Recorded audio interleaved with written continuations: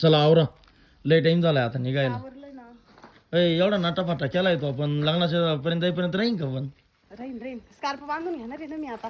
हा ना. रस्त्याने धुळे म्हणजे कसं झालाय लुक, छान वाटतोय का? आज मी पार्लर मध्ये जाऊन मेकअप करत. पार्लर मध्ये मेकअप करून आली का? मग बापरे, मीच सोडलो. जाऊ चल. चलो. आपल्या मंडळी सांग ना, आपण कोणाच्या लग्नाला चाललोय?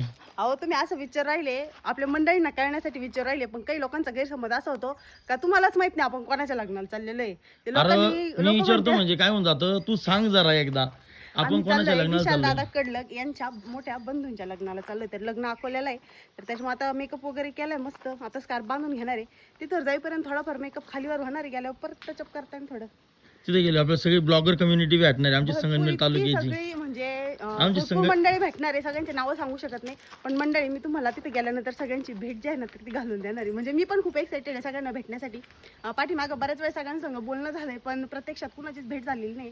तर आजच्या लग्नामध्ये सगळी मंडळी आपल्याला भेटणार आहे. तसंच आपली फॉलोअर मंडळी तर आपल्याला सगळीकडे भेटतच असते. तर चला आम्ही चाललो आता अकोल्याला लग्नाला.